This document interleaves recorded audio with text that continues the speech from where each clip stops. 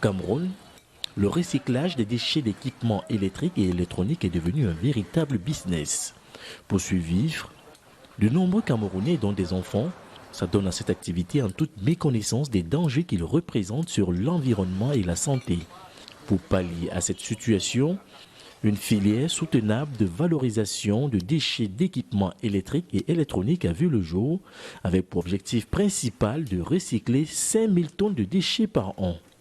Une mission indispensable vu que 2,9 milliards de tonnes de déchets d'équipements électriques et électroniques ont été produits en 2019 sur le continent africain selon le Global E-Waste Monitor 2020 de l'ONU. Un véritable danger à la fois sanitaire et environnemental se profile donc à l'horizon. Dans ce bidonville du quartier Tchingaï Lobi à Yaoundé, le recyclage des déchets électroniques n'a jamais été fait dans les règles de l'art. Ces enfants, dont l'âge varie entre 11 et 16 ans, brûlent chaque jour sur ce dépotoir des fils électriques dans le but de récupérer certains métaux précieux, et ceci sans protection. Nous sommes en train de brûler le caoutchouc pour retirer le cuivre qu'il y a dedans, les caoutchoucs là. Le cuivre là, on vend ça à notre boss pas vendre ça aux Biafrais et les Biafrais vendent ça chez les Blancs. Après avoir brûlé comme ça là, on boit du lait, on mange bien pour nettoyer l'intérieur. Ce qu'on fait là même, souvent même on paie comme on peut gagner. Parce que quand on vient nous vendre ça, souvent ça sort en aluminium et là on paie beaucoup. Mais quand ça sort en cuivre, là tu peux quand même gagner. À quelques mètres de là, les bruits assourdissants du démantèlement des équipements électriques et électroniques ne s'arrêtent souvent qu'à la tombée de la nuit. Chaque jour, à l'exception du dimanche, plusieurs Camerounais travaillent ici dans des conditions difficiles. On recherche le fer rouge, il y a l'aluminium, il y a le fer. Oui, ensuite on vend les bronzes, les zincs comme ça, petit à petit. Oui. Ce sont ça qu'on est en train de rechercher dedans. Moi, je fais le travail de taper, j'achète les fers, je découpe, je vends les fers rouges. Oui, c'est ça que je trouve pour m'en sortir, pour m'aller. On rencontre des difficultés, parfois on se blesse, on fait tout.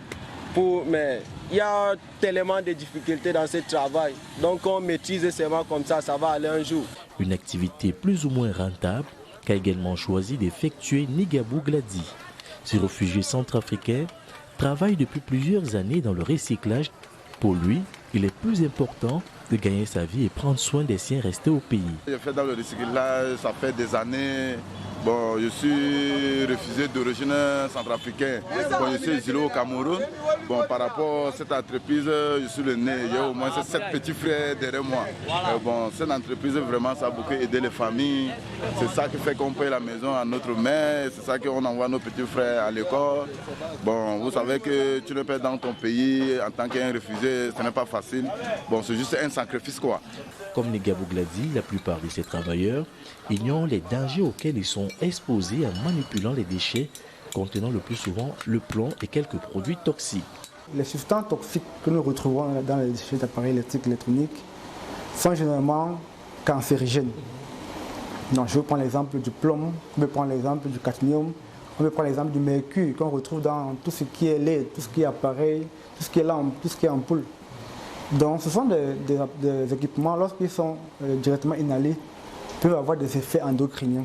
C'est-à-dire qu'ils peuvent affecter le système immunitaire de l'homme et affecter même son génome. Ces déchets d'équipements électriques et électroniques, en plus d'avoir des conséquences sur la santé, ont également un impact sur l'environnement. Donc nous avons ce qu'on appelle les mousses en polyuréthane. Ce qu'on appelle généralement sont les éponges qu'on retrouve dans les frigos, ce qui permet de pouvoir, ce qui donne une capacité de congélation aux différents appareils réfrigérants. Donc généralement, lorsque les secteurs informels décident de retirer des fractions valorisables comme les métaux, ils se mettent à brûler ces mousses-là. Donc ces mousses-là libèrent dans les gaz à effet de serre important, comme le chlorofluorocarbone, les hydrochlorofluorocarbone, qui sont des gaz à effet de serre à fort potentiel de réchauffement climatique. Donc là également, ça a des impacts immédiats sur le réchauffement climatique, également sur la fragmentation de la couche d'ozone. Parce que vous savez que la couche d'ozone, c'est ce qui nous protège des rayons ultraviolets du soleil. Donc lorsque ces gaz-là sont échappés par l'activité informelle, ça contribue donc à ce trou d'ozone-là qui crée tout ce que nous connaissons comme changement climatique. Face à cette situation, le projet WICAM a vu le jour. Un projet de l'association Solidarité et Technologie qui vise à traiter à échelle industrielle d'équipements électriques et électroniques. En novembre 2017, nous avons commencé avec le projet WICAM. Le projet WICAM, c'est un projet qui a été monté à l'issue du premier projet, voilà, de la première phase pilote. Voilà. Ça a été monté pour, comme je vous ai dit tout à l'heure, collecter et traiter au maximum, n'est-ce pas, les déchets électroniques qui étaient jusque-là faits à petite échelle, parce que les entreprises généralement n'en ont pas suffisamment et celles mêmes qui en ont sont incapables de payer ou alors n'ont pas la volonté de payer pour le recyclage. Donc faire à grande échelle donc, a nécessité de monter un projet d'envergure.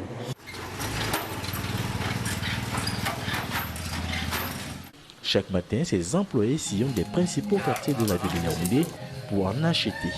Le but de la visite sur le terrain, c'est de sensibiliser les ménages, c'est de sensibiliser les particuliers pour qu'ils puissent mettre à notre disposition tous leurs équipements qui ne sont plus fonctionnels pour que nous puissions les recycler. C'est quand c'est déjà hors d'usage, quand c'est déjà défectueux, il est préférable de les céder à une structure agréée comme la nôtre pour que nous puissions les recycler puisqu'ils contiennent des produits toxiques, des produits non biodégradables. C'est la raison de notre visite. Tout le temps, puisque nous couvrons actuellement toute la ville de Yaoundé, nous faisons la sensibilisation et nous donnons la possibilité aux uns et aux autres de collecter, puisque le plus souvent les ménages nous font comprendre que les décideurs, les grandes personnes de la maison qui peuvent donner l'autorisation de céder les déchets, le plus souvent ne sont pas en journée. À l'heure que nous passons, nous leur donnons les tracts qui portent les numéros de téléphone et quand ils les réunissent, ils nous appellent par la suite. On fixe le rendez-vous pour venir faire la collecte. Donc, nous passons de temps en temps et le plus souvent, on vient sur rendez-vous quand nous recevons des appels. Les déchets d'équipements électriques et électroniques collectés sont ensuite acheminés à l'atelier où ils font l'objet d'un inventaire. Les activités au quotidien, c'est le recyclage et plus précisément dans ma section, c'est le démantèlement des équipements, entendu le désassemblage des différents déchets que nous recevons. Là, nous faisons la collecte de ce que nous appelons en jargon interne les déchets d'équipements électriques et ménagers. Notre rôle sur le terrain, c'est d'amener les particuliers, c'est d'amener les uns et les autres à adhérer à ce que nous faisons, à leur faire comprendre que les équipements qu'ils utilisent, lorsqu'on cesse de les utiliser parce qu'ils sont gâtés ou bien parce que la technologie est déjà désuète, la chose qu'il faut faire, c'est de céder ces équipements-là à une structure agréée comme la nôtre pour un traitement approprié, parce que ces équipements contiennent des déchets qui sont vraiment toxiques et pour l'environnement et pour les humains. Le démantèlement de chaque appareil est précédé de sa dépollution qui est l'extraction et la mise de côté des matières les plus dangereuses.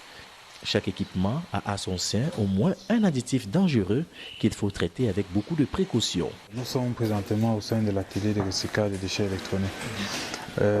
Quand on dit recyclage des déchets électroniques, c'est tout simplement pour rappeler déjà le fait que les déchets électroniques sont des déchets dangereux. Voilà, de par la réglementation tant nationale qu'internationale. Voilà. Donc ces déchets, une fois en fin de vie, nécessitent une gestion écologique parce que de par leur constitution, les fractions généralement sont toxiques. Donc on ne doit pas les détruire n'importe comment. On interdit de brûler, on interdit de casser comme ça se passe dans nos différentes casses informelles. L'élimination des déchets électroniques est très complexe. Voilà. Donc nous sommes dans l'atelier. L'atelier de Solidarité Technologie, c'est cette partie qui accueille donc les vieux appareils qui sont collectés soit dans les entreprises, soit dans les ménages au sein des différents quartiers. Voilà. Quand ils arrivent, ils sont donc répartis en deux catégories, ceux qu'on peut réparer et ceux qu'on ne peut plus réparer. Les appareils susceptibles d'être revalorisés sont conduits à l'espace de reconditionnement où les techniciens essaient de les réparer pour qu'ils soient à nouveau utilisés. En fait, notre travail consiste à donner une seconde vie aux équipements qui arrivent. Parce qu'en fait, dans le processus de recyclage, il est préférable de traiter les équipements qu'on peut reconditionner au lieu de les démanteler d'abord. Donc notre travail consiste d'abord à faire une descente. On fait ce qu'on appelle un tri visuel. On recycle. Alors en recyclant, on évite d'acheter pour polluer encore plus. Donc il arrive que les équipements arrivent, mais on a un problème de composants.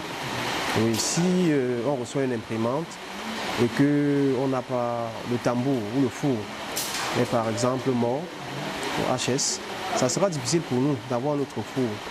Alors on va stocker l'équipement en attendant. Et maintenant, on peut être buté par rapport au niveau du stockage. Parce que si l'équipement reste là des mois, on aura un problème d'espace et on sera obligé d'envoyer l'équipement au démantèlement. Donc c'est souvent beaucoup plus un problème de composants. Parlant de main-d'œuvre pour notre activité, effectivement, il faut une main-d'œuvre qualifiée. Parce que les activités qui sont menées sont assez complexes, tant sur le plan du démantèlement que sur le plan du reconditionnement. Alors pour l'instant, nous avons, parallèlement à l'activité de recyclage, comme j'ai dit au début, nous avons un centre de formation professionnelle qui forme des jeunes en maintenance informatique et en secrétariat bureautique. Bon, ce qui nous intéresse pour le recyclage, c'est généralement les meilleurs en maintenance informatique. Parce que là-bas, on leur apprend généralement à travailler sur les appareils électroniques en général et informatique particulièrement. Donc quand ils ont leur diplôme là, ils ont les compétences nécessaires pour travailler dans cet atelier tant au démantèlement qu'au reconditionnement. Au terme du processus de démantèlement, les ensembles homogènes sont ensuite conditionnés et stockés dans un magasin où ils sont souvent prélevés et servis à des industries locales ou étrangères qui ont la technologie nécessaire pour poursuivre le recyclage de ces matières premières secondaires. Quand on parle de destruction écologique, il se trouve que la gestion des déchets électroniques se fait également en grande partie au Cameroun par le secteur informel. Et le secteur informel n'a généralement pas les outils nécessaires pour assurer la destruction écologique. Quand on parle d'outils nécessaires, il faut des équipements de protection individuelle. Ce sont des casques, ce sont des cache-nez, ce sont des gants, ce sont des marteaux et des tournevis adéquats. Ce sont également des équipements spécifiques. Bon, généralement, ils n'en ont rien. Ils ont peut-être un marteau au trop et ils le cassent et puis le brûlent. Voilà, donc l'appareil qu'ils ont devant eux, tout ce qui les intéresse, c'est d'avoir peut-être la ferraille qui est à l'intérieur, c'est d'avoir un peu de cuivre qui est à l'intérieur, mais le reste, ils se disent qu'en brûlant, bon, ça s'échappe dans la nature et ils récupèrent les restes que sont le fer, l'aluminium, les quelques fractions qui sont transformables en local. Bon, ils ne savent pas que quand ils brûlent, par exemple, ces coques-là, c'est hautement toxique parce que c'est interdit de les brûler n'importe comment. Voilà, pour brûler, par exemple, les coques d'appareils électroniques, il faut procéder à ce qu'on appelle une incinération contrôlée. Ça veut dire qu'il faut des incinérateurs homologués sur le plan international qui peuvent contenir les polluants, n'est-ce pas, qui se dégagent de leur combustion. Dans les déchets électroniques, nous avons besoin de traiter les fractions. C'est-à-dire les fractions, nous avons les fractions qui sont toxiques et ceux qu'on peut valoriser. Donc je prends l'exemple des plastiques des coques d'ordinateur. C'est une problématique actuellement mondiale. Donc nous n'avons pas encore trouvé les solutions propres pour pouvoir traiter ces plastiques-là. Donc ce que nous faisons, nous sommes dans les recherches de trouver des partenaires, trouver des solutions technologiques pour pouvoir les traiter de manière efficace. Parce que dans la hiérarchie du traitement des déchets en général, on va commencer par la réutilisation qui est le mode le plus conseillé. C'est-à-dire que pour tout déchet, on va favoriser la réutilisation. Avec le projet WICAM lancé en 2011, l'association Solidarité et Technologie compte limiter la dispersion anarchique de ces déchets et les pratiques nocives pour la santé des populations et l'environnement contre le brûlage des câbles et le démantèlement sauvage. Car le Cameroun produit entre 60 et 80 000 tonnes de déchets électroniques par an. Pour mener à bien ce projet, les premiers responsables de cette société ont procédé à la signature d'une convention de partenariat avec l'État camerounais le 19 mars 2019. Un partenariat qui permettra aux deux parties de lutter efficacement contre la prolifération et la destruction anarchique des déchets électriques et électroniques au Cameroun.